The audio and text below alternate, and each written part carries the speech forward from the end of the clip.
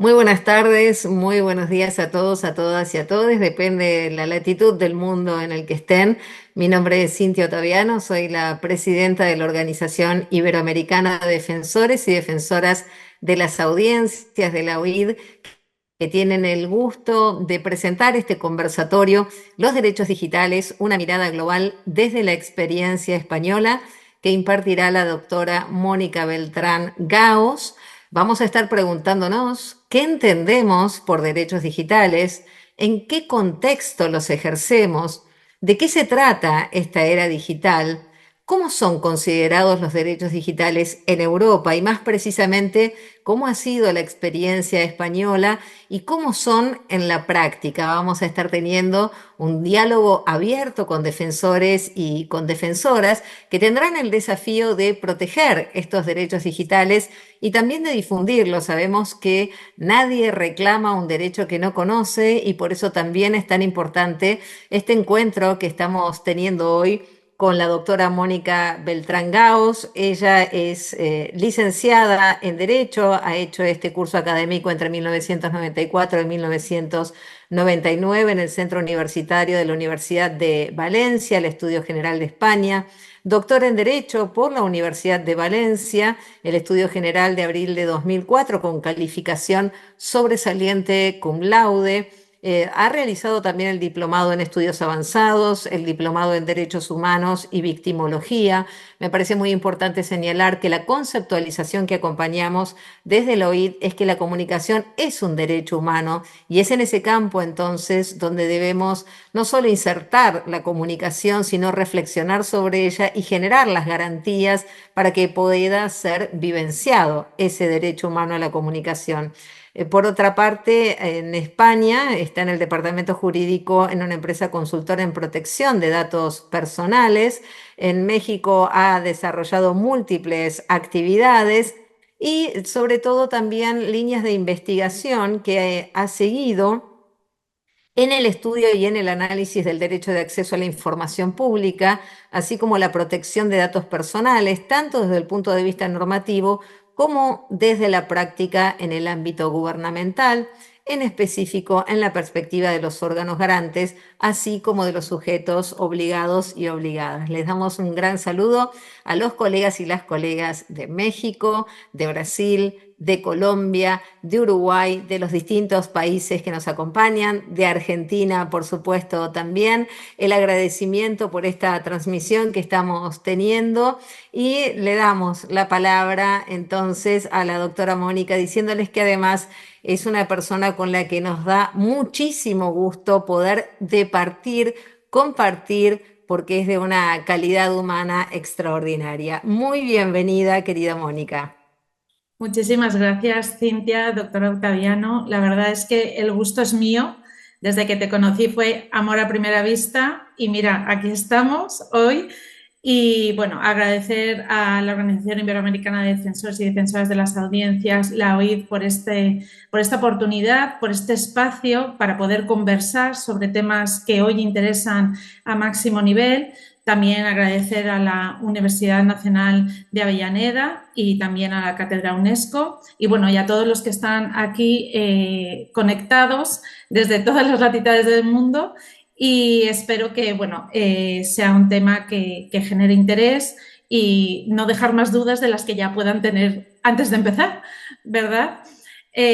Como bien has dicho, ¿cómo vamos a abordar este tema? Yo creo que lo primero es saber en qué contexto encontramos estos derechos y eso nos lleva de manera necesaria a hablar del avance tecnológico que tenemos hoy en día, que es abismal, que es completamente es una locura, ¿vale? A mí me gusta definirlo así porque cada día son cosas nuevas, a veces no te da tiempo ni a saber todo lo que hay, pero es tu realidad y es en ese ámbito donde tus derechos, sin que tú te des cuenta, los ejerces tienen la obligación de garantizártelos, pero como tú bien dices, si no los conoces, pues se quedan en el olvido, ¿no? Entonces es necesario hablar de la era digital ¿Qué es la era digital? Pues es la era actual en donde existe una transformación digital profunda, en donde la tecnología tiene una aparición en todos nuestros aspectos y ámbitos de nuestra vida, poniéndose en el núcleo de toda actividad del ser humano. Entonces, esto, pues bueno, tiene muchos puntos positivos que ya cada vez se van viendo, pero también es necesario reflexionar sobre ellos porque existen una multitud de riesgos que, hay que ponerles atención porque irían un poco, no en contra, pero sí pudieran afectar nuestras esferas más íntimas y nuestros derechos que ya están consolidados, ¿no? También la era digital, yo que os voy a decir, pues también se conoce como la era de la sociedad de la información, en donde fluye toda la información con tantísima rapidez y a través de tantísimos avances que a veces, pues es, como decía, es imposible poder asimilar y analizar toda esta información. ¿Cuáles son las características de esta era digital? De una manera muy somera. Pues bueno, lo primero, lo que se llama irradiación, y es que desaparecen todo tipo de barreras geográficas, del lenguaje, la información viaja en el momento del instante, en cualquier idioma y sobre cualquier tema, ¿no? Luego el tema, otra característica es la rapidez, ya lo hemos dicho. La comunicación es instantánea a cualquier hora del día y en todos los meses del año. Luego la interactividad. Los usuarios son al mismo tiempo usuarios y creadores de contenido. Entonces tienen una doble responsabilidad.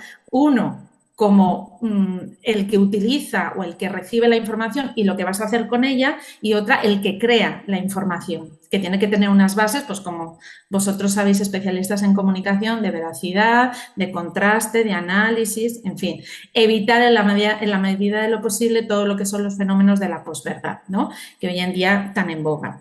Luego, la multilateralidad. La sociedad cuenta con una infinidad de fuentes de información que a veces ni siquiera se para a pensar si esta información es la que necesita, es veraz, es una fuente fidedigna, si ha tenido problemas o no esta fuente, inclusive a nivel legal. Es decir, no piensa nada, es información, información, información y luego pues cada uno hace su análisis, ¿no? Desorientación. Esto genera una desorientación en los usuarios porque tienen tantísima información que se pierden. Al final, uno llega a un momento en que dice, bueno, yo llego hasta aquí y todo lo demás, pues darme tantito aire para poder enfrentarme a tanta información. Y luego la omnipresencia, lo que estábamos diciendo, la tecnología se convierte en el centro de todas nuestras actividades, en todos nuestros ámbitos, con los beneficios y los riesgos que ello conlleva. Entonces, si este es el contexto en el cual encontramos los derechos digitales o donde se materializan día con día. ¿Pero qué son esos derechos digitales? Pues los derechos digitales, de manera muy llana, son los derechos que tiene cualquier ciudadano traspolados al ámbito digital. Es decir, aquellos derechos que puede ser, y digo puede ser porque lo veremos en la experiencia española, que evidentemente no todos los derechos fundamentales que se reconocen a nivel constitucional luego tienen un símil en el ámbito digital, pero sí que es cierto que los derechos digitales sí tienen un reflejo con derechos fundamentales, ¿no? Que sí están en la Constitución. ¿Cuál es el objetivo de los derechos digitales? Pues es adoptar los derechos existentes, los que ya tenemos reconocidos, a los desafíos tecnológicos, asegurando que se cumplan y que tenga una finalidad de fortalecer la democracia a través de una transformación digital. Otro tema es saber cómo llevar a cabo esas transformaciones digitales. Tienen que reunir ciertos requisitos para que puedan desarrollarse en un ámbito democrático y generen estos beneficios que tanto se habla de ellos, pero que es necesario que existan estas bases. En el caso de Europa, y me refiero primero a Europa antes que a España, porque, bueno, como ustedes saben, España está dentro de la Unión Europea, entonces, a nivel normativo, sabemos que ciertas normas que tienen consideración de obligatorias, como son los reglamentos, tratados y demás, cuando los tenemos que incorporar en nuestro ordenamiento jurídico, de ahí es donde deben de beber o deben de emanar las normas a nivel nacional. En este caso, con los derechos digitales, ¿qué es lo que encontramos? Pues encontramos una referencia un poco antigua, y digo antigua porque hoy en día 1 año, 2 años ya parece que es muy antiguo. Estoy hablando de la Carta de los Derechos Fundamentales de la Unión Europea del año 2000.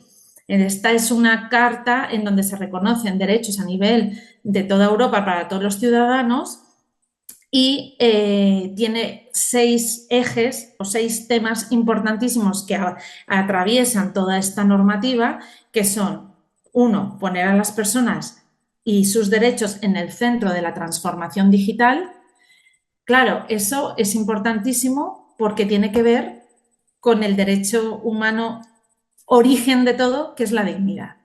Si nosotros perdemos de vista la dignidad humana, cualquier derecho que se reconozca queda vacío de contenido, porque si no subyace la protección y la garantía de la dignidad humana, todo lo demás pasa a un segundo nivel. Bueno, desde mi punto de vista, ¿eh? Todo esto un poco personal.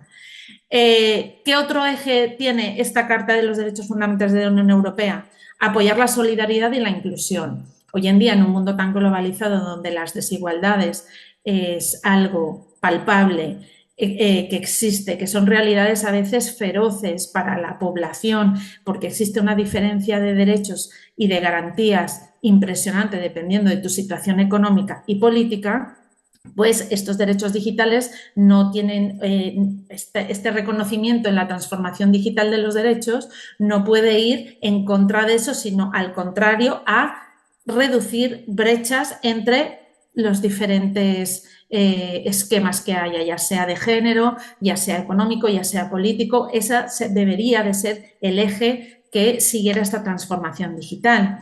Luego, garantizar la libertad de elección en línea.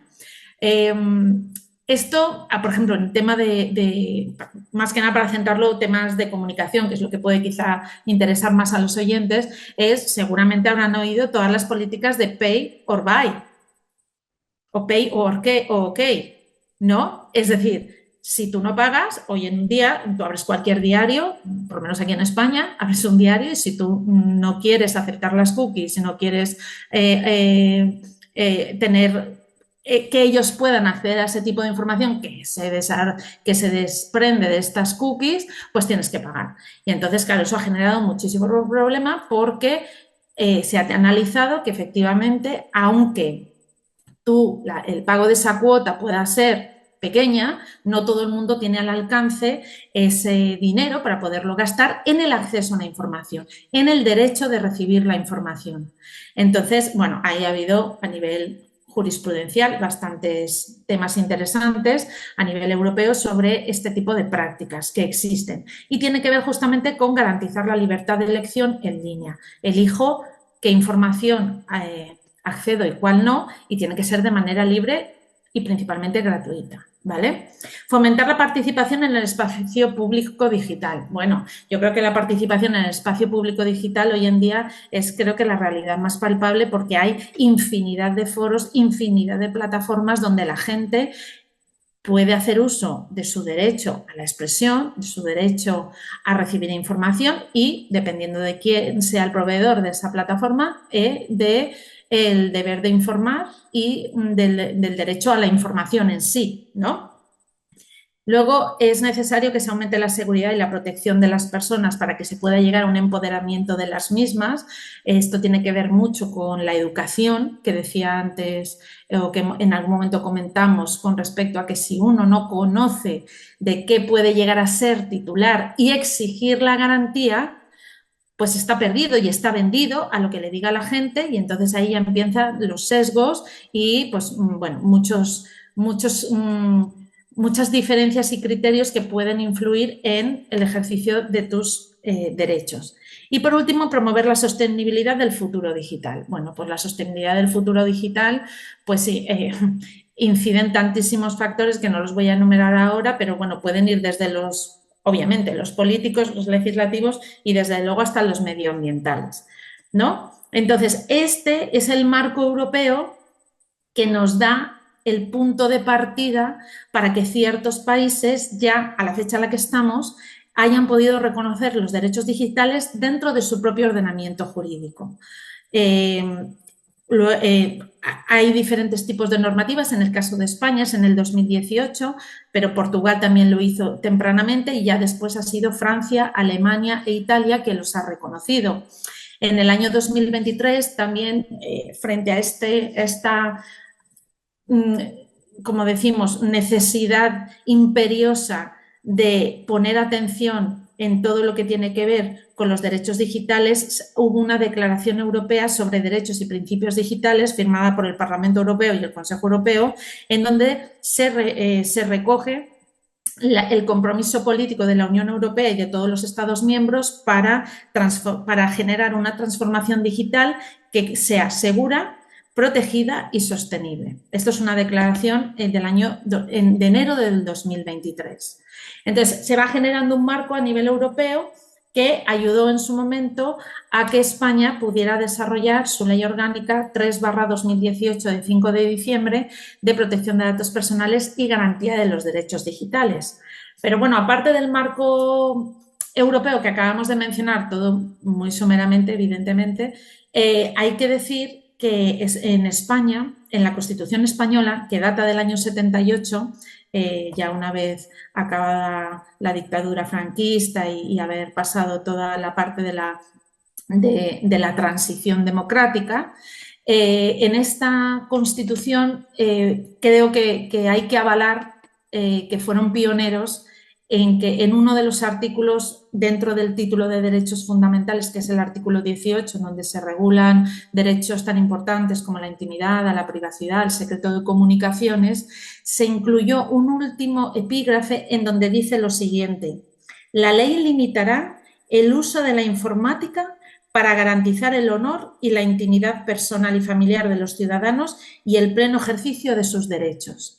Es verdad que aquí utilizaron una terminología hoy en día un poco desfasada, como es la informática, pero la informática en aquel entonces era el desarrollo, ¿no?, del conocimiento, de la información, de todo lo que nos parecía moderno, por decirlo así, ¿no? Entonces, este artículo 18.4 de la Constitución española es el que nos da la base jurídica a nivel nacional para poder incluir estos derechos muchísimos años después, porque fíjense que esto es del año 78 y la ley que regula los derechos digitales es del año 2018. Van unos cuantos años, o sea, decimos que vamos rápido, pero no somos tan rápidos. Pero esa es la única referencia en el texto constitucional que podemos tomar para ver la base jurídica del reconocimiento de los derechos digitales a nivel nacional en España. Bueno, en esta ley que he mencionado, la 3/2018 de protección de datos personales y garantía de los derechos digitales, es una ley bastante amplia en donde su parte fundamental habla de la protección de datos, pero le dedica un último título a los derechos digitales y la garantía de los mismos.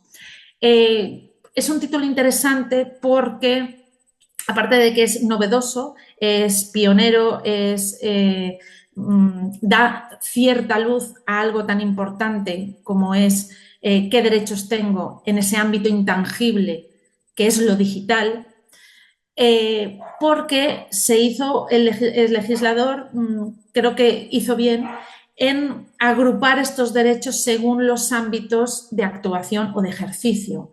¿A qué me refiero? Pues hay unos artículos que se refieren a el reconocimiento de derechos digitales como de carácter como universal, es decir, que todos van a tener derecho a este tipo de derechos independientemente de cualquier otra circunstancia o característica. Y luego se aboca a regular derechos en el ámbito educativo, que es importantísimo, en el ámbito laboral, igualmente importante, sobre todo a partir de la pandemia, en donde el teletrabajo, es verdad que había ya muchos países, por ejemplo Estados Unidos, donde este tipo de trabajo ya era algo cotidiano, pero desde luego en Europa no lo era para nada, y la pandemia creo que fue una de las pocas cosas que nos dejó positivas, porque bueno, ayudó a la conciliación familiar y a una serie de ventajas laborales. Y luego tenemos también, por supuesto, los derechos digitales en el ámbito de los medios de comunicación y redes sociales. Y luego hay un solo artículo que me parece muy interesante, que habla sobre un derecho personalísimo, que es el testamento digital. ¿Vale? Entonces, voy a ir comentando cada uno de ellos de una manera resumida para que vean la amplitud de ámbitos en los cuales los derechos digitales se hacen presentes y cómo se materializan estos derechos. En el ámbito general o universal que he comentado, el primer derecho que se reconoce es el derecho a la neutralidad en Internet.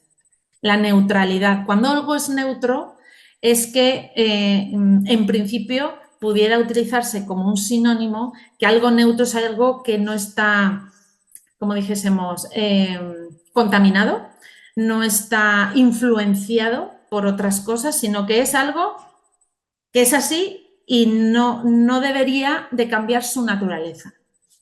Y el derecho dice exactamente: los usuarios tienen derecho a la neutralidad en Internet y los proveedores de servicios de Internet proporcionarán una oferta transparente de servicios sin discriminación por motivos técnicos o económicos.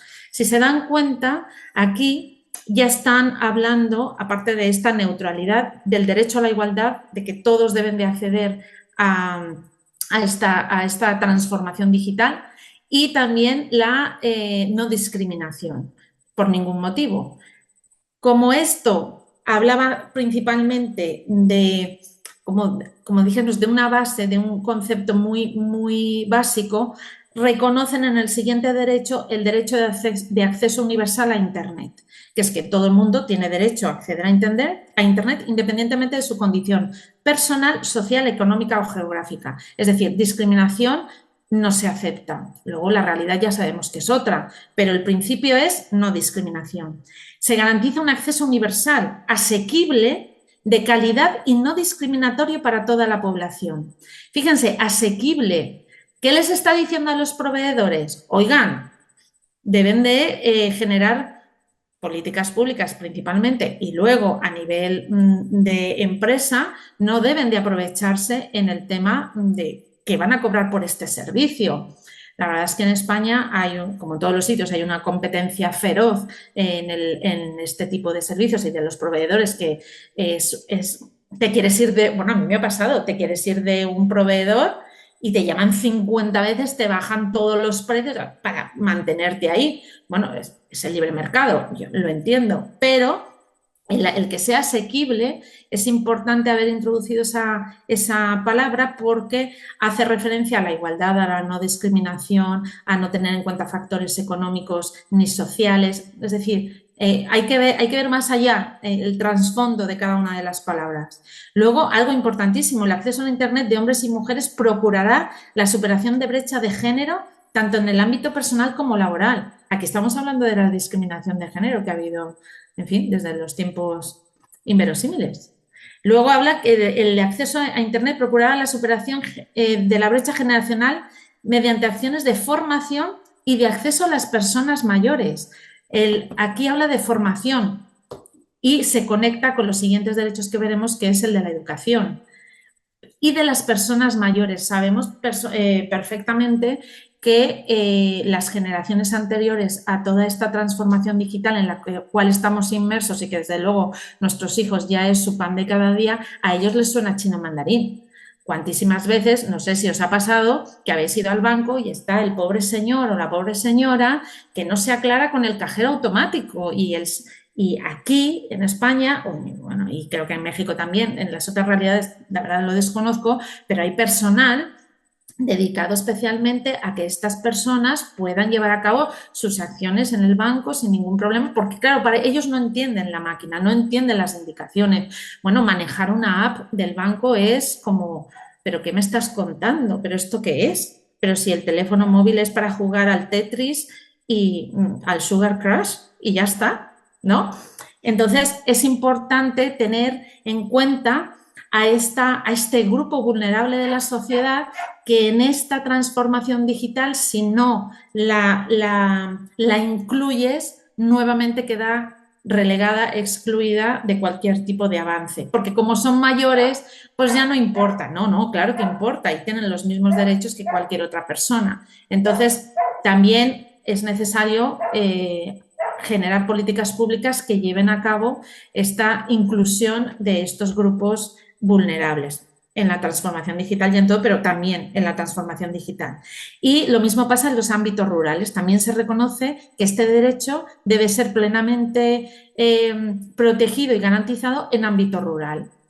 Claro, porque el que vive en el campo, pues a lo mejor no tiene ni teléfono. Bueno, hoy en día es un poco difícil, ¿no? Porque las redes de comunicación y eléctricas llegan a todos los sitios, pero bueno, estoy segura que habrá algún lado en donde no llegue. Y esa persona no por eso se le anulan sus derechos. Lo que pasa es que no los puede ejercer.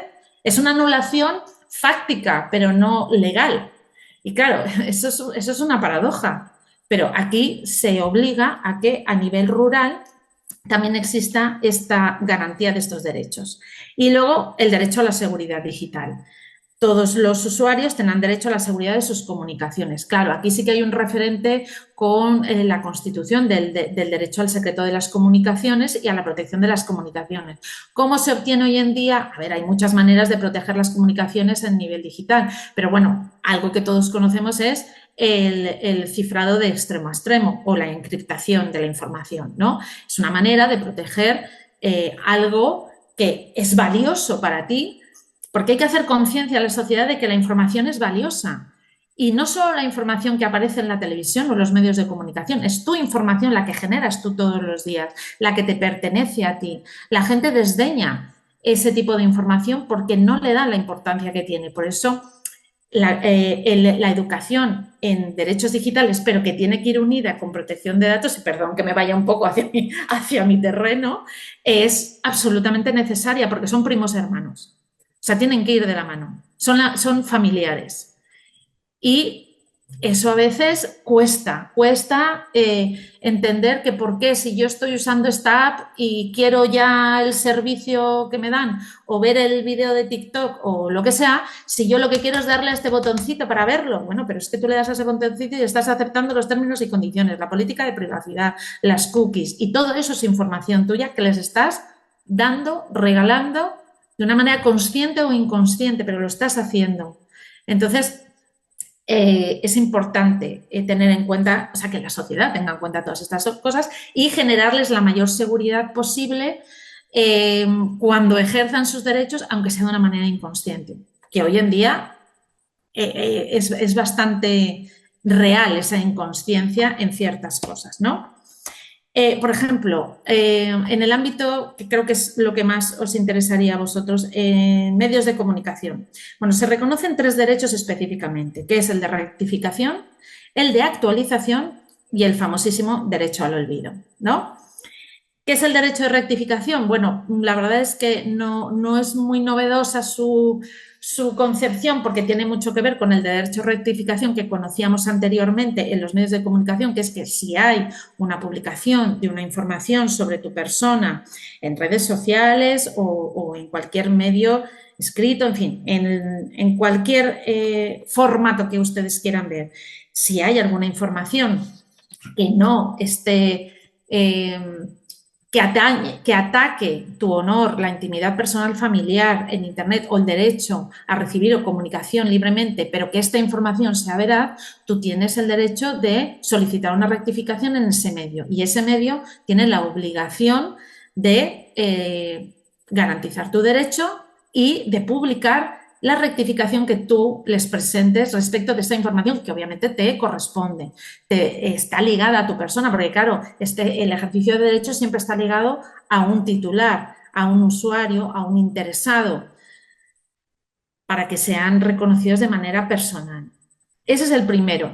No, es novedoso porque se reconoce en el ámbito digital, pero el contenido no difiere mucho de lo que ya conocíamos. El derecho a la actualización de informaciones en medios de comunicación digital, pues es otro derecho que se reconoce en donde, de manera motivada, tienes derecho a solicitar a los medios de comunicación la inclusión de un aviso de actualización cuando se haya publicado alguna información que te corresponda o ligada a tu persona y que se haya producido información nueva que pueda aclarar, que pueda añadir información que sea de interés general y entonces tú puedes solicitar que eso se publique. Y los medios de publicación, de comunicación, tienen que incluir ese aviso y tienen que hacer referencia a qué actualización están haciendo y sobre qué información se está hablando. Está bien porque no sabemos hasta qué punto esa publicación de información te puede afectar a nivel personal y si puedes aclararlo, pues es un derecho que está muy bien, sobre todo hoy en día que de nuestra información hacen y deshacen a su antojo y muchas veces no sabemos ni qué eso está ocurriendo, ¿no? Y por último, el derecho al olvido. Bien, el derecho al olvido, todos hemos oído hablar de él, sabemos que existe, y que es nuestro derecho, como bien lo dice, a ya no ser recordados en Internet. Cada vez que entramos en Internet o hacemos una búsqueda en un buscador o en un motor de búsquedas, estamos dejando una huella. Nada es inocuo. Bueno, voy a buscar esto, a ver qué sale. Bueno, está bien, pero eso queda ahí. El Internet tiene memoria y tiene una memoria, vamos, ni los...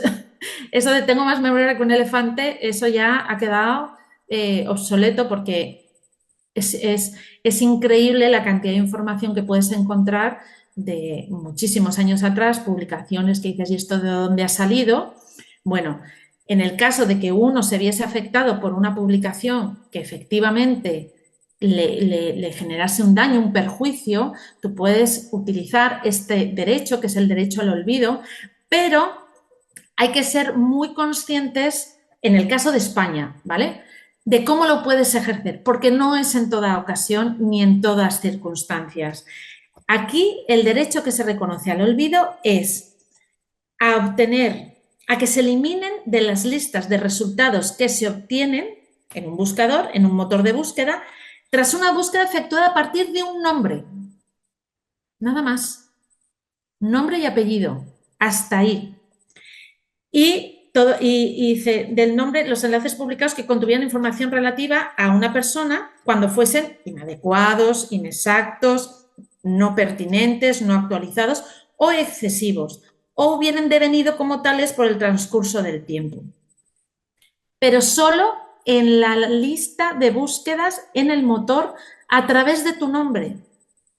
Que eso a veces genera cierta confusión porque creen que pueden solicitar el derecho del olvido buscando información sobre mí de cualquier manera. Y en este caso es un derecho, pero es un derecho acotado a la hora del ejercicio y de cómo tú lo puedes solicitar. Y eso creo que es algo que se desconoce. La gente cree, bueno, yo voy a buscar lo que quiera y que se publique de mí lo que quiera, luego pido que lo borren todo y ya está. Pues a lo mejor todo no se puede borrar. Aparte que tiene que ser motivado y tiene que reunir una serie de requisitos, pero solo a través del nombre. Luego cuando haga alusión a una resolución, a un informe jurídico de la Agencia Española de Protección de Datos sobre este derecho al olvido, os leeré unas partes que ayudan a clarificar este tema de cómo el derecho al olvido debe ser ejercido y cuál es el contenido exacto de este derecho. Luego, este mismo derecho al olvido se reconoce en redes sociales o servicios equivalentes y porque toda persona tiene derecho a que sean suprimidos a su simple solicitud los datos personales que hubiese facilitado para su publicación por servicios de redes sociales y servicios de la sociedad de la información.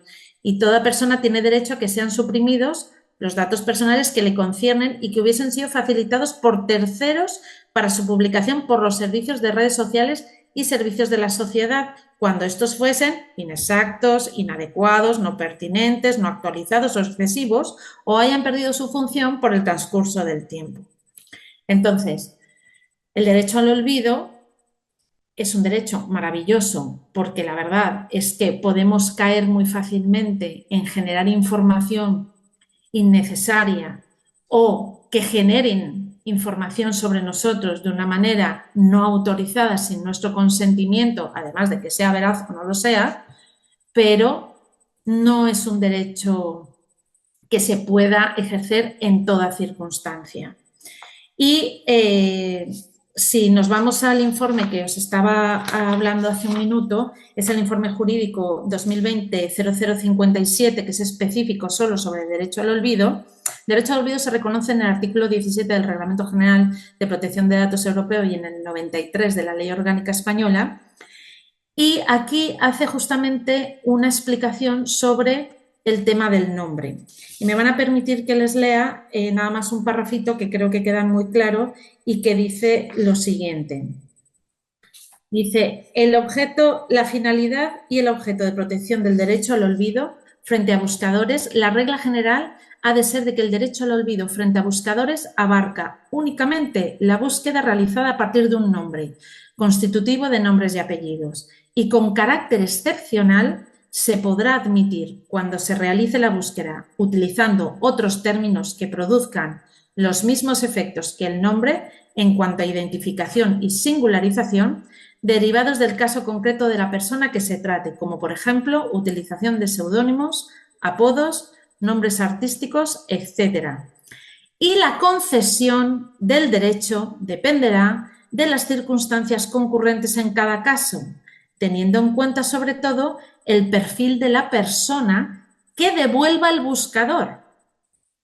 Si se dan cuenta, pareciera fácil ejercer este derecho de una manera motivada, pero yo creo que no es tan fácil, porque utilizar solo tu nombre, pues sí, bueno, seguramente aparecerá información, pero si, no sé, eres un artista o te conocen, por ejemplo, con apodos o seudónimos o demás, ya no es tan fácil poder ejercer ese derecho al olvido porque deben de reunirse las circunstancias de que el perfil que devuelva el buscador sea realmente posible identificarlo contigo, con tu nombre y apellidos.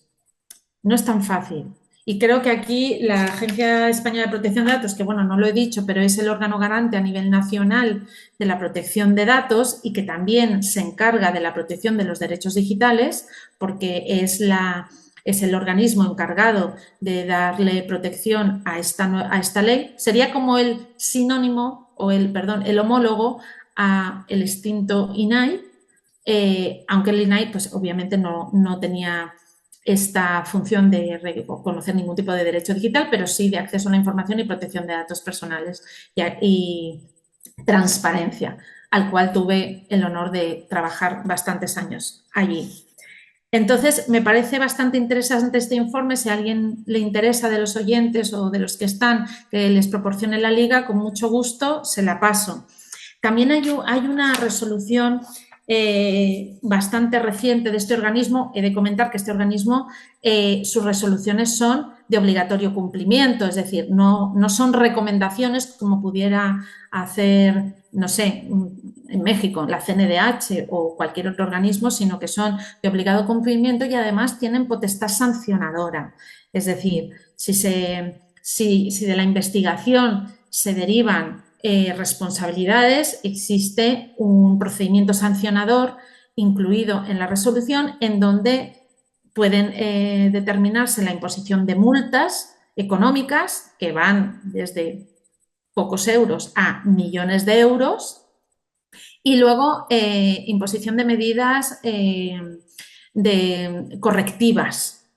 Es decir, además de la multa, te puede obligar a que, no sé, cambies tu página web, tu política, me presentes pruebas de que has cambiado tu política de cookies, de términos de uso, política de privacidad, acceso a atención a los derechos de acceso, de rectificación y demás de temas de protección de datos. Es decir, es un organismo que sí sirve. Entiéndanme la palabra, el verbo servir, todo sirve en esta vida, pero bueno, cuando uno sabe que puede ser sancionado, quizá pueda llegar a ser un poco más por miedo o por el tema económico, pues puede ser un poco más cauto, ¿no? Pero bueno, la Agencia de Protección de Datos en España es un organismo que tiene estas características. Bueno, pues hace relativamente muy poco hubo una resolución que fue muy sonada porque, primero, afectaba a un grupo de comunicación español muy fuerte, que es A3 Media, no sé si lo conocen, que implica, bueno, agrupa, perdón, Antena 3, La Sexta, varias cadenas de televisión muy importantes y grupos radiofónicos. Entonces, bueno, esta A3 Media publicó un video en donde aparecían, lo primero, menores, ya para empezar.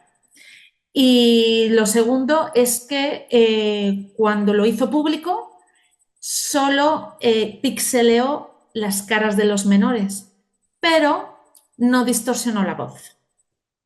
Y lo hizo público. En uno de sus, no sé si fue en los telediarios o en un reportaje, ahora no recuerdo bien. Pero la clave del asunto fue que se pixelearon las caras porque consideraron que el derecho a la imagen es por protección de datos debe de no hacerse pública sin el consentimiento del titular. Sin embargo, dejaron las voces. Y entonces, claro, dejaron inconcluso su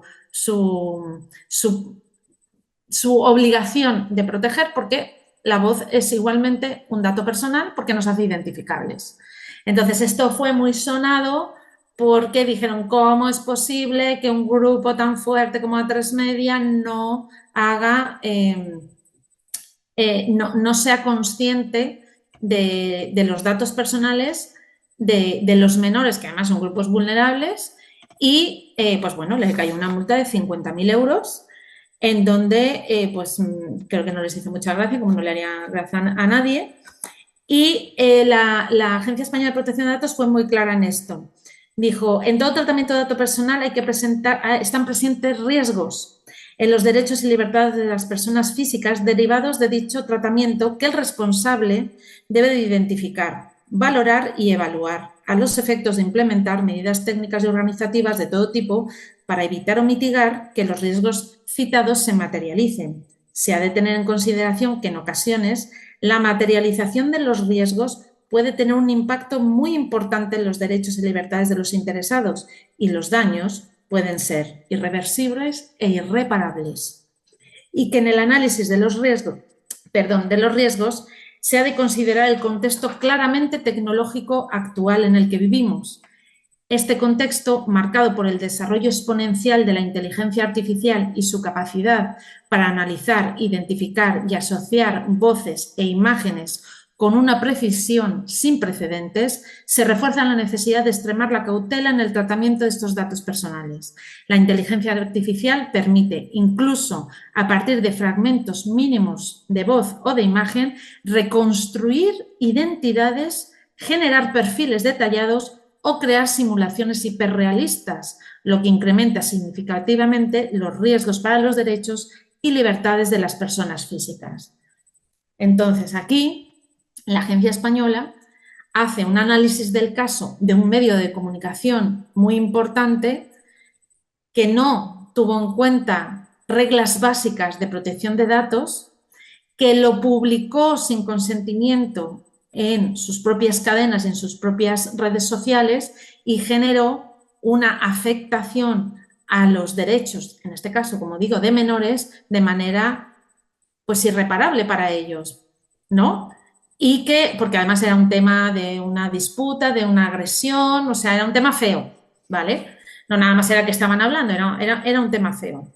Y aquí hace una pequeña reflexión sobre justamente el ámbito tecnológico en el cual nos desarrollamos día con día y que los riesgos deben de ser evaluados, obviamente, caso por caso, cuando hay una resolución y una potestad sancionadora, pero esa reflexión debemos de bajarla, o sea, no debe de estar solo en los altos niveles, sino que debemos de bajarla a nuestro nivel y ser conscientes de que nosotros mismos nos podemos poner en riesgo porque lo digital, a pesar de que hay intentos a nivel mundial y ya hay una realidad de regulación del uso de la inteligencia artificial en Europa con el Reglamento Europeo de Inteligencia Artificial que acaba de aprobarse hace relativamente poco y de aplicarse y que es un referente mundial para ponerle límites a este desarrollo tecnológico que afecta al ejercicio de nuestros derechos,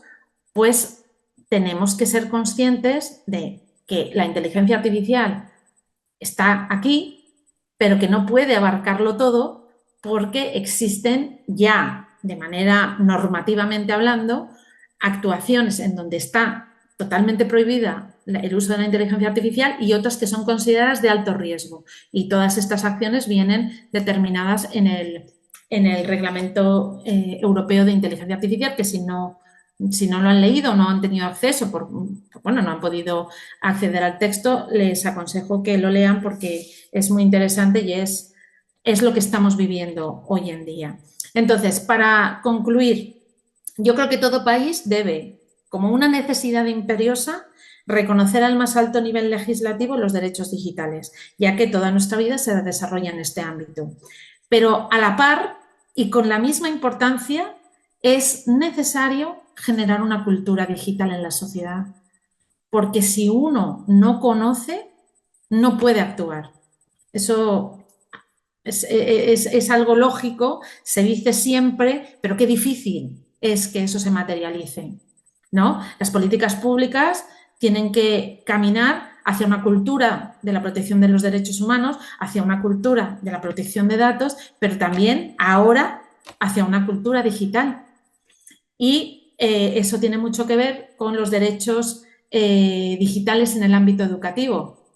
Los ámbitos, eso no los he comentado, pero para no alargarme más, ¿qué derechos son esos? El derecho a que todos los niños reciban una educación digital, pero no solo eso, sino que los profesores tengan una formación constante digital, porque si no, no lo pueden enseñar a los niños.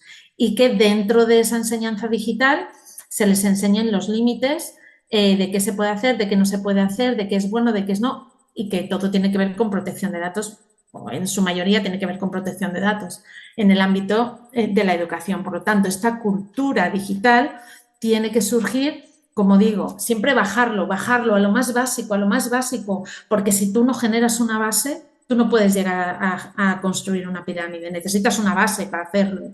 Y esa base, en este caso, es pues desde la primaria o desde el kinder. Igual que te enseñan inglés, pues ahora te tienen que enseñar, pues mira, tienes estos derechos, tienes estos riesgos, no, es lo que se ha de hacer, porque si no, estamos lanzando al ruedo, que es la vida, a la gente totalmente desarmada. Y eso es muy injusto. Eso es muy injusto, eso no se debe de hacer. Ni tienen por qué encontrarse en unas situaciones a veces muy desagradables a la gente por desconocimiento, ¿no? Porque desgraciadamente la ley por desconocimiento no te exime de su cumplimiento. Y el tema de los derechos digitales y todo lo que tiene que ver con el avance tecnológico ya está empezando a tener ese traje de ley, de normativa, que debemos conocer. Y luego, pues bueno, la inteligencia artificial llegó para quedarse y pues bueno, todos tenemos que saber pues eso, que tiene muchas cosas buenas, que tiene muchísimos riesgos y que, pues bueno, no debemos de olvidarnos nunca de eso y que veamos cosas positivas. Pero mire, les voy a poner un ejemplo. No sé si han podido leer en estos últimos días, también ha sido bastante sonado, un estudio que ha hecho el MIT sobre el uso del chat GPT. No sé si lo conocen, se publicó, no tiene ni 2 semanas o 3 semanas. Hicieron un estudio sobre cómo la actividad cerebral, es que el tema de los neuroderechos ya sé que es otro tema que me apasiona y que me encanta y que me parece increíble y que no le damos tampoco la suficiente visibilidad, pero es que los neuroderechos tienen que ver con los derechos digitales, con la inteligencia artificial, es que todo ahora ya está conectado, todo está conectado, pero bueno, en este estudio del MIT, por el uso de la inteligencia artificial, se hizo una investigación sobre un grupo de personas que no utilizaban ningún tipo de IA, sobre un grupo que utilizaba algunas herramientas de IA, como ChatGPT, y otras en las que solo utilizaban inteligencia artificial. ¿Qué pasó? Que las conexiones neuronales iban en detrimento según la cantidad de inteligencia artificial que se utiliza en la vida diaria. Es decir, nos volvemos más lentos, nos volvemos menos pensantes, nuestro raciocinio se queda en el limbo, por decirlo así. ¿Por qué? Porque dejamos que una máquina haga lo que deberíamos de hacer nosotros. Y digo máquina porque, bueno, lo habrán visto ustedes se meten en el chat GPT y lo primero que te dices, hola humano. O sea, ahí hay la diferenciación de yo soy una máquina y tú eres un humano, te lo está diciendo.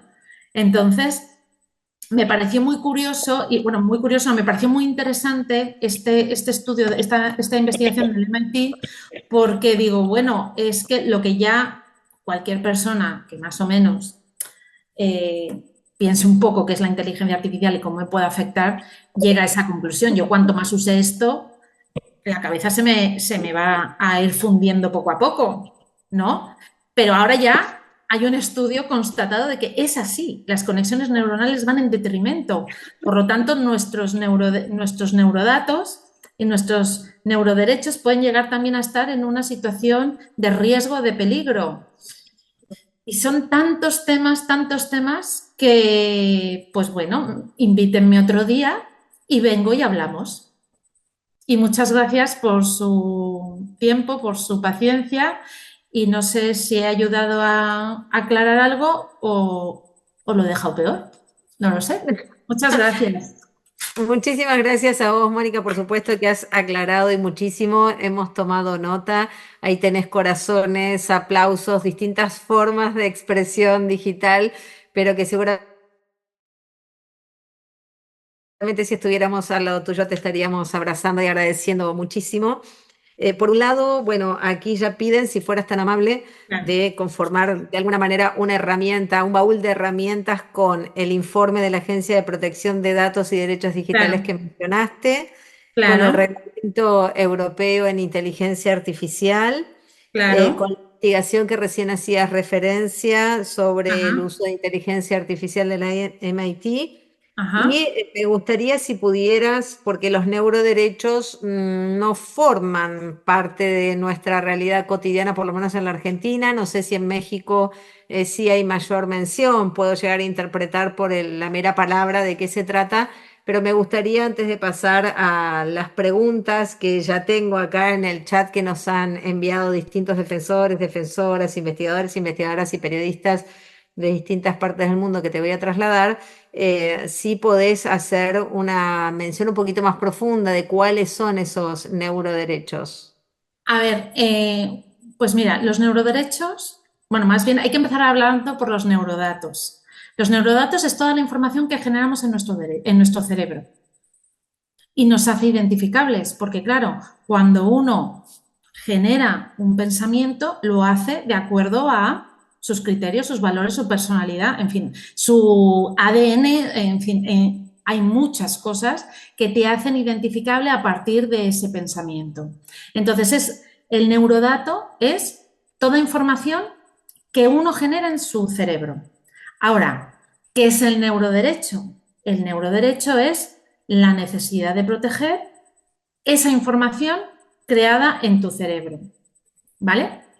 Ahora, no hay, a día de hoy, no hay una regulación a nivel mundial sobre los neuroderechos. Lo que sí que hay es un esfuerzo por parte de ciertas ONGs y por el, ay, no me acuerdo el nombre, ya os lo diré, Neuro Rights Foundation, eso, Neuro Rights Foundation, en donde hay 5 derechos que se reconocen como neuroderechos, que es la libertad de pensamiento, pero no la libertad de pensamiento como la conocemos ahora, sino de crear el pensamiento.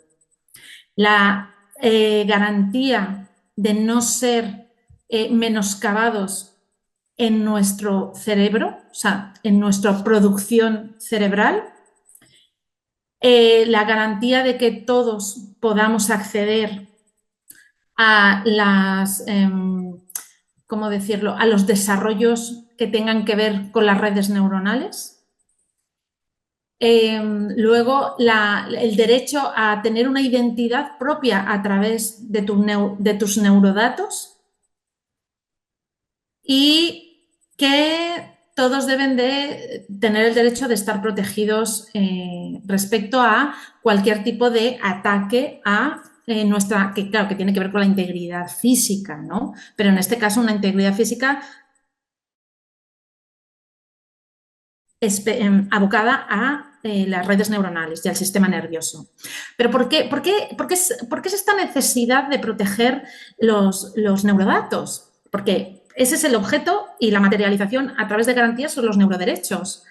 ¿Y por qué? ¿Por qué surge esto? Pues porque nos damos cuenta de que la tecnología, las neurotecnologías, se empezaron a utilizar como algo positivo, principalmente en el ámbito de la salud, para pacientes de carácter crónico, con unos problemas, pues bueno, muy, muy específicos y que, bueno, a través de ciertas técnicas neurológicas y de aparatos neurológicos ayudaban a que la calidad de vida de estos pacientes mejorase. Pero hoy en día eso ya, como todo, ha avanzado. Y pues con el uso de la inteligencia artificial se han llevado a cabo experimentos, bueno, no son experimentos. Por decir un ejemplo, hay una empresa de Elon Musk que se llama Neuralink, que ha creado un dispositivo a través de inteligencia artificial que se te implanta y tú todos ciertos pensamientos los recoge y los utiliza para tu beneficio cotidiano. Por ejemplo, tú llegas a casa y tú quieres prender las luces. En vez de hacer así para que Alexa o lo que sea las prenda, pues solo lo piensas y ocurre. O hacer una llamada telefónica, o hacer la compra de la lista de la compra, o redactar un mail, ¿vale? Entonces, pero toda esa información queda centralizada en los servidores de Neuralink. Y entonces ahí, ¿qué está pasando? Tú le estás cediendo a un empresario privado tus pensamientos, que es lo más íntimo que uno tiene, porque el pensamiento es algo que no verbalizas. Cuando tú lo verbalizas, ya se convierte en un conocimiento o en una idea que quieras compartir, pero mientras tú no lo verbalices, eso es algo, es lo más tuyo que tienes. Y no nos damos cuenta que ciertos avances que nos presentan como algo moderno para nuestra vida, y lo es, genera una merma en nuestra, o puede llegar según, claro, la utilidad que le den, ¿no? Pero tú en el momento, tú le das algo a alguien, en el momento tus cosas dependen de un tercero, ya no tienes ese control absoluto sobre ello. Es como cualquier cosa en la vida. Pero entonces, si tú tus pensamientos se lo das a alguien para que en principio, claro, todo se acota en un contrato de para qué se van a usar, cuál es la finalidad, cuál es el objeto, pero en realidad tu control ya no lo tienes tú. Entonces, el tema de las neurotecnologías hay que estudiarlo mucho porque dependiendo del uso, dependiendo de las finalidades, cuáles son los límites, y ahora con toda esta nueva normativa del Reglamento Europeo en donde se determina cuáles son la inteligencia artificial, cuáles son las acciones prohibidas y cuáles son las consideradas de alto riesgo, pues bueno, ahí ya tenemos una ayuda increíble para que las neurotecnologías tengan un marco de actuación mucho más definido. Pero el tema de los neuroderechos es un tema apasionante, muy poco, ahora está empezando a emerger, pero porque va de la mano de la inteligencia artificial. Y es donde estamos empezando a poner atención porque a veces es muy difícil pensar, pero yo, ¿por qué tengo, pues lo que yo pienso, el cerebro? Pues el cerebro, ¿qué? ¿No? O sea, pues nada más que cuando se me ponga malo, pues que me lo operen, ¿no? Pero ¿por qué lo tengo que proteger en el simple hecho del funcionamiento que le corresponde por naturaleza? Yo di una plática ahora en México también sobre eso en la Universidad de Anáhuac y la verdad es que estuvo muy interesante y estoy escribiendo un artículo sobre ello, sobre el tema de los neurodatos y los neuroderechos. Bueno, será nuestra próxima capacitación y encuentro en septiembre. Mira, ya te estoy poniendo ¡Ay, ya, fecha ya me para estás este poniendo fecha! tiempo, ¡Ah, caray! Bueno, para que estupendo, tengas tiempo de prepararlo, publicar y entonces luego nos encontramos. Bueno, la verdad es estupendo. que es apasionante, apasionante, Mónica, y tan necesario. Claro. Comenzamos No sé si está por allí Mer, tengo algunas preguntas en el chat y tenemos aquí en el chat, pero Mercedes tiene que hacer algunos agradecimientos también y reconocimientos a quienes nos han posibilitado la realización de este encuentro, además de todo el trabajo siempre excelente de Mercedes, por supuesto, de Mercedes Olivares me refiero. Muchísimas gracias, querida doctora, querida Mónica. Ha sido un lujo escucharte y me dejas con miles de derechos neurocerebrales funcionando. Y bueno, quiero darte un sentido y muy grande agradecimiento a ti por darnos esta charla, a la doctora Ottaviano, que siempre nos convoca a cosas maravillosas como esta, y por supuesto a la Cátedra UNESCO con Comunicación Política para la Justicia Social, los Derechos Humanos y el Desarrollo Territorial, que es parte de nuestra razón de ser, la Universidad de Avellaneda, sobre todo, y a la Universidad Autónoma del Estado de Hidalgo, a todos los integrantes de la OIF y de la AMBA, que siempre son fieles seguidores y audiencias activas que nos permiten tener pretexto para seguir con estas convocatorias. Les mando un abrazo fuerte y nuestro más sentido agradecimiento, y sobre todo a quienes nos siguieron también en redes, que esperemos si pronto esté a disposición y ya les haremos llegar las ligas. Muchísimas gracias, doctoras. Gracias a Muchísimas ti. gracias a vos, Mercedes. Y bueno, aquí Gaby Ortiz Portilla nos pregunta para los derechos digitales, ¿qué implica la inteligencia artificial? ¿Una herramienta o un desafío? Yo creo que son las dos. Yo creo que son las dos, o sea, es una herramienta porque se puede utilizar para muchas cosas y en muchos ámbitos que se supone que es para facilitarnos. O sea, siempre la inteligencia artificial nos la presentan como un facilitador de nuestras tareas, de lo que tenemos que hacer para investigar, para lo que sea. Pero también es un desafío, y es un desafío porque existen riesgos que deben ser identificados para poder poner límites a esa inteligencia artificial y que no supere lo que no debe de superar, que es el ser humano y la dignidad del ser humano. O sea que son las dos. Tiene esa doble naturaleza. Muchísimas gracias por la respuesta, Gabriela Salamida. Bueno, la pregunta anterior venía de México, la pregunta actual viene desde la Argentina. Gabriela Salamida dice, algo que sucede con la inclusión de la inteligencia artificial en los buscadores es que muchas veces hacen un resumen de información, visión general creada por inteligencia artificial, donde cambia la lógica de armado de la publicación de resultados, porque la inteligencia artificial se maneja con los criterios de lo más visitado, lo más citado, popularidad y no solamente por índices de páginas.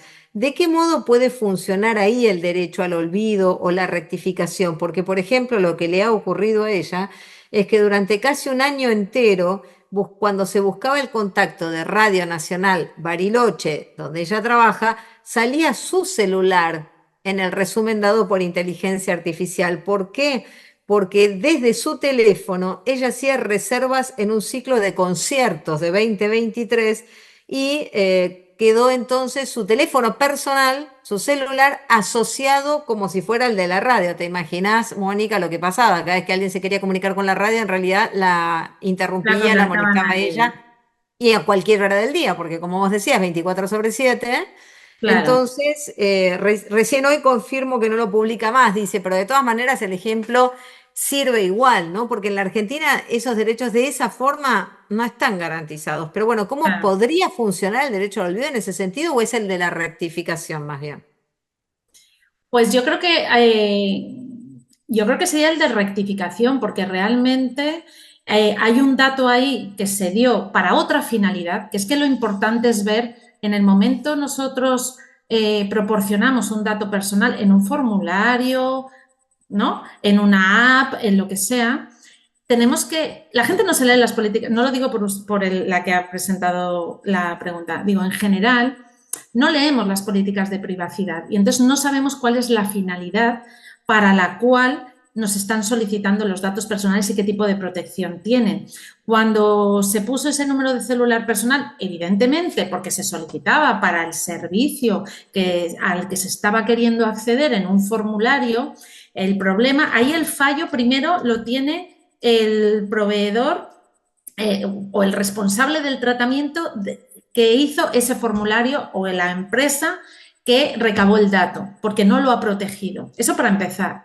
Y lo segundo es que cuando, lo que decía ella, cuando tú metes en un buscador una serie de información y te sale como un resumen, ahora ya es obligatorio poner que ese resumen está generado por IA.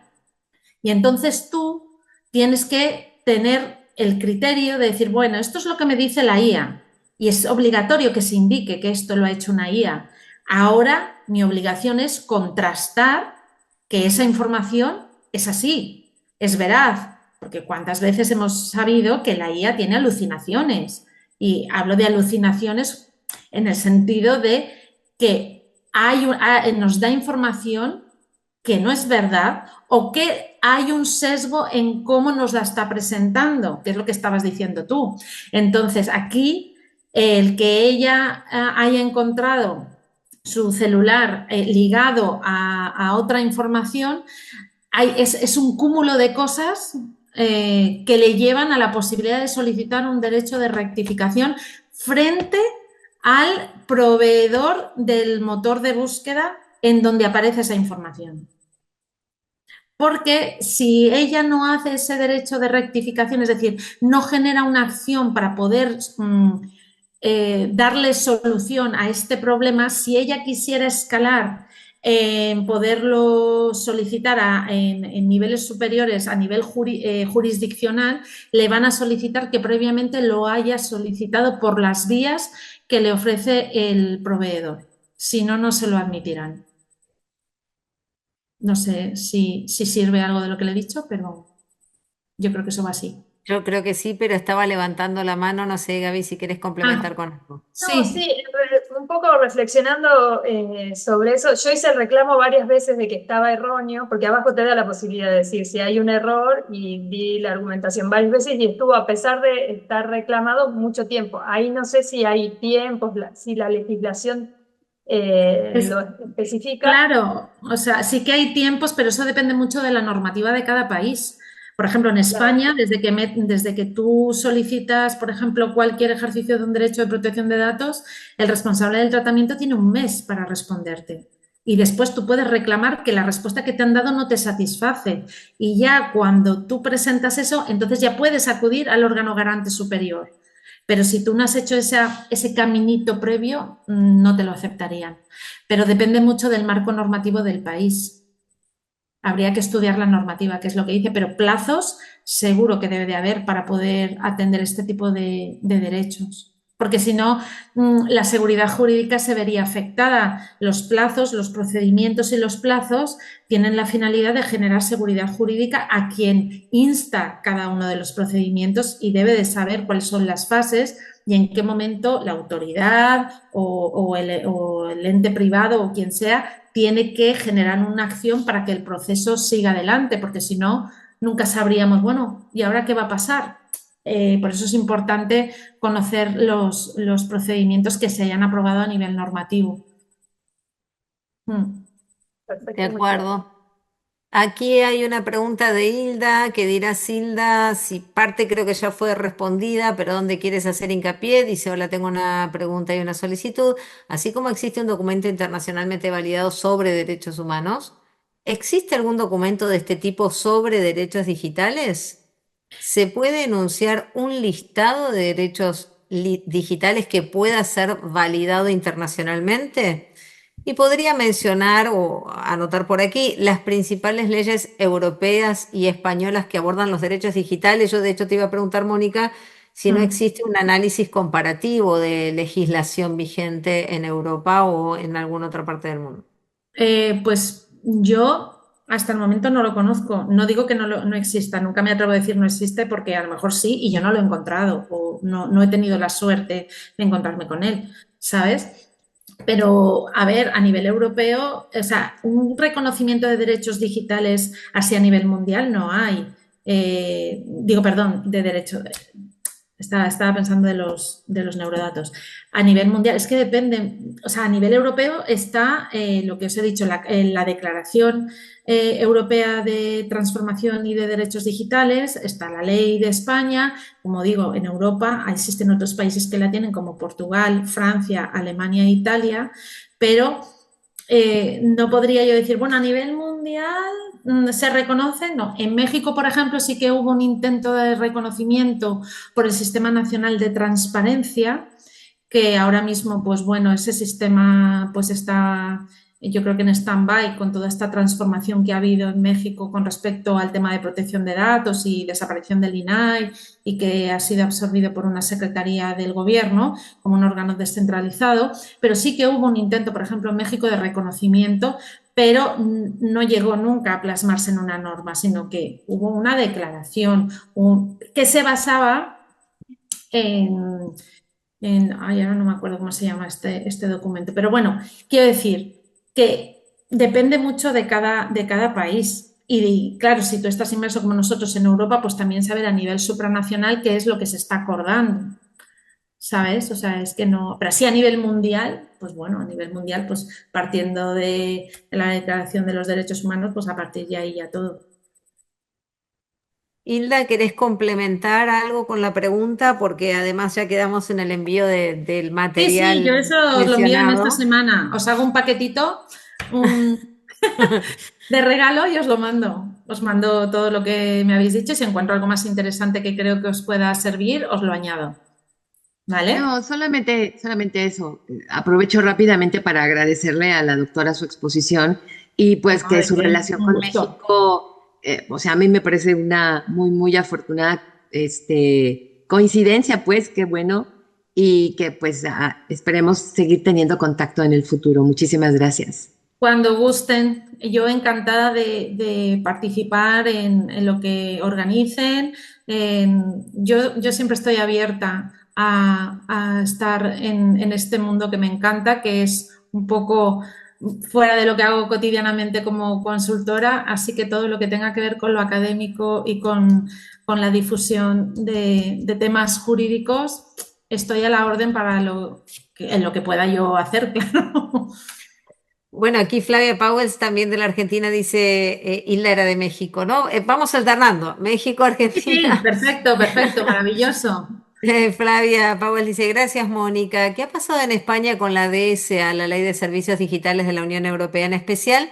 ¿Se han implementado los mecanismos extrajudiciales de resolución de litigios con respecto a reclamos contra redes y plataformas? Pues mira, es que la DSA es que es complicado. A ver, todas las normas tienen una vacatio legis. Es decir, llega un momento en el que a veces la vacatio legis es al día siguiente de la publicación ya es obligatorio el cumplimiento, pero hay veces que obviamente dependiendo de la complejidad de la transformación que se incluya en esa norma, esta vacatio legis puede llegar a durar meses o inclusive hasta años. Todo lo que viene en transformación digital por parte de la Unión Europea, la verdad es que normalmente las vacatio legis suelen ser de manera gradual, porque claro, implica unos cambios muy importantes a nivel de los estados. Entonces, en España, pues mira, se está aplicando lo que yo te diga, porque una cosa es verlo escrito en el papel y otra cosa es aplicarlo.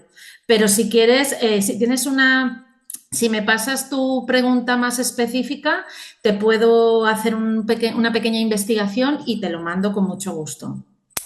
Sí, yo creo Sí. que lo de Flavia, si está Flavia y querés tomar la palabra como para complementar, es muy interesante porque, ahí está Flavia. Hola, hola. Bueno, Mónica, un gusto. Gracias, Cintia, por esta oportunidad. Y la pregunta viene a cuenta de que si comparamos la actividad de las defensorías de las audiencias en América Latina, lo que plantea la DSA para la Unión Europea sería lo más parecido. Esto es en cuanto a mecanismos extrajudiciales Ajá. que realizan una labor de mediación previa a una acción del organismo regulador que penalice. Entonces, hasta el momento en que yo seguí la aplicación de la ley en Europa, no encontraba estos mecanismos aplicados en España, sí en otros países muy incipientes, en otros países de la comunidad, donde no el propio Estado, pero sí ONGs, estudios de abogados, o sea, un tercero que es autorizado por la autoridad regulatoria de cada uno de los países de la Unión, hace esa labor de mediación. Entonces, tal vez si en algún momento podemos recabar esa información, sería bastante útil, ¿no? Sobre todo pensando en cuál es el estado actual de las defensorías en América Latina, ¿no? De que después de décadas en los cuales hubo un impulso de implementación de estos mecanismos, ¿no? De corregulación, hay en este momento en algunos de nuestros países una desaparición de esas instancias, de esas defensorías, o una reformulación o una acotación de sus funciones. Entonces, tal vez pensando en la experiencia europea, si en algún momento podemos intercambiar información sobre eso, creo que sería muy interesante. Claro que sí, pues bueno, Cintia, a las personas que o te lo mando a ti y ella te lo manda a ti, como queráis, yo no tengo ningún problema. Yo te hago esta pequeña investigación y de lo que encuentre lo mando. Te lo mando. Perfecto. Muchísimas gracias. Sí, No, ¿de qué? excelente. Lo compartimos con todo el grupo y también nos ponemos a disposición, Mónica. Bueno, ya hemos conversado, pero tenemos mucha experiencia en resolución de conflictos, por lo menos aquí en la Argentina, en 4 años, cuando con Flavia estábamos en la Defensoría del Público. Hemos resuelto más de 10.000 casos, la mayoría de manera positiva, de manera muy ágil, sin la necesidad de ningún costo, y eso ha cambiado mucho la vivencia de los derechos, ¿no? Y el goce del derecho humano a la comunicación. Agregaría entonces, porque cuando leías la resolución o parte de la resolución del caso de Tres Media ahí de Antena 3, me hizo acordar mucho las resoluciones que yo tenía como defensora. Entonces me encantaría si la podemos agregar al paquetito de material, sí, claro. Sí, si eres tan amable, de manera Claro. que las podamos estudiar. La gran diferencia, claro, es que allí hay capacidad sancionatoria y nosotros no, trabajamos desde el punto de vista pedagógico e ideológico, queriendo construir una cultura, como vos mencionabas, la cultura digital, bueno, una cultura comunicacional en el campo de los derechos humanos, ¿no? Y por eso no se trata de sanciones de tipo económicas, porque creemos que rápidamente se pueden paliar, o aquí en el Poder Judicial rechazarlas, y eso lleva años de finalmente Sí, ninguna no. aplicación. Claro, no es práctico. En realidad no es práctico. Exactamente, y lo que No es necesitamos es práctico. practicidad, porque los daños se producen muy rápido. Bueno, Claro. dice Isla Saray recomienda Una pareja cualquiera, que es un capítulo en Netflix a propósito de los neuroderechos. Dice que es impactante, que en México apenas se habla de neuroderechos, pero hay una doctora, Evelyn Carvajal, que lo está trabajando. Agrega Gaby que hay una serie de ficción sonora muy interesante para escuchar sobre la entrega del control de nuestros datos y ciberseguridad en Titania de Podium Podcast. Ah, la serie Black The Mirror, Black se Mirror. refería Isla. Sí, sí, Sí, sí, yo la no lo vi en conozco una esta pareja serie. cualquiera. Sí. Muchas gracias, Hilda. ¿Alguien más tiene alguna pregunta o comentario para hacer? Titania de Podium, la verdad que yo no lo conocía, así que siempre es bueno el intercambio en ese sentido, ¿no? Del podcast. Muchísimas gracias por la generosidad en tu tiempo, querida No, Mónica. ¿por qué? Estoy encantada. Me iría a tomar un café con todos me iría ahora mismo. Bueno, no sé si café, yo te aceptaría más una paella. Ah, bueno, lo que queráis. Una paella, jamoncito serrano, quesito manchego, lo que queráis. Pero, Exquisitamente. pero vamos, que yo os puedo hacer eso, os puedo hacer unas enchiladas de mole. Ay, Claro, también, excelente. Bueno, ahí claro, claro. Balvanero Valderrama, hablando de comida mexicana, dice, muchas gracias por lo compartido, muy interesante, además de pertinente, te mandan muchísimos saludos. La verdad que Muchas muy gracias a todos. agradecido todo el grupo de la OID, Mónica, ha sido encantador poder escucharte, pero sobre todo nos permite profundizar en los conocimientos y reflexionar en torno de cuál puede ser el rol de las defensorías de las audiencias, del público, antes decíamos del televidente, de oyentes, en las Claro, defensorías de las audiencias digitales, ¿no? Y también en estas nuevas realidades que tenemos realidad mixta, cada vez se complejiza más el mundo en el que estamos viviendo. todo es cada vez más complejo y más que necesita más análisis para poderlo Así es. entender. Porque a veces yo pienso, es que nos sobrepasa, ¿no? Es tanto, tanto, tanto, tanto que dices, bueno, a ver, un momento, vamos a irlo pensando poco a poco, ¿no? Queremos ir muy deprisa. A Y por veces otra sí. parte, Mónica, una de las preguntas que yo tengo siempre tiene que ver justamente con la cuestión generacional, porque al no haber sido nacidos y criados en el nuevo mundo que nos proponen, logramos tener una mirada más crítica Mira, sobre estas nuevas claro, claro. realidades, Porque pero que les están... tenemos dónde comparar, las nuevas generaciones no, es lo que viven, Ahí pero está. nosotros hemos vivido otras realidades y entonces podemos comparar dónde está el riesgo, dónde hay algo que no nos checa, esto me parece bien, pero fíjate que a mí vivencias, la experiencia es intransferible, por eso las nuevas generaciones, pues no lo sé, es lo que les ha tocado vivir, tampoco podemos echarles la culpa a ellos, ¿verdad? A nuestros hijos y a los que vengan, pero sí es cierto que nosotros podemos comparar otra realidad en donde la tecnología no estaba presente. Ujú. Y eso a ellos les suena como a una película así que dices, no entiendo nada. Y tú dices, pues es que yo cuando era pequeña no tenía móvil y yo no podía mirar nada, yo miraba la tele y cuando me dejaban, ¿no? Quiero decir, es verdad que la mirada crítica te sale de manera natural, pero porque tienes capacidad de comparar. Así Ellos, es, y creo en ese sentido que tenemos una misión como generación de poder contribuir a la reflexión, a las nuevas generaciones también, y entonces en esa confluencia intergeneracional ver de qué manera podemos poner no racionalidad, sino límites, problematizar los usos, qué cosas nos sirven, qué no, cuáles pueden causar daño. No hemos hablado de los daños al campo de la salud mental, que es uno de los clave, aunque sí allí cuando hablaste de neurodatos y de los neuroderechos, que me quedo con eso, que de hecho el compromiso para septiembre, mira ya como lo rotulamos, o bueno, para octubre, si es que tú no puedes en septiembre, y de aquí a octubre. ahí Más que nada está, porque llego en septiembre de México y para poderlo tener más preparado. Pero cuenta con ello, encantada, encantada de la hecho, vida. hecho el compromiso para octubre, después agendamos, ya que tenemos agendas abiertas hasta el año que viene, mejor tener todo agendado. Bueno, colegas, Claro. no sé si quieren abrir el micrófono y ofrecerle un aplauso a la querida Ay, Mónica Por no. en supuesto que exceso sí. Ay, Muchas muchas gracias. gracias. un Muy aplauso que se amables. escuche. Muchísimas gracias, de verdad. Un gusto, de verdad. Un El gusto abrazo. es mío. Ahí están Muchas prendiendo las gracias. cámaras para saludarte, José Antonio Zabaleta Landa, mire cómo le está saludando, hay más Felicidades, aplausos, gracias. hay Muchas Bruno gracias. también. Muchas gracias. Excelente. Un gusto en toda la extensión de la palabra. Ha sido un honorazo. Igualmente. Te agradecemos muchísimo. Un gran abrazo desde la UIT, desde la Universidad Nacional de Avellaneda, desde la Cátedra UNESCO, desde la AMDA seguramente también, y desde cada uno de nuestros rincones sentipensantes como personas que aquí hemos estado. Gracias, Mónica. Gran abrazo. Un beso a todos. Gracias. Gracias por Nos la oportunidad. escribimos. Gracias por la oportunidad. Adiós.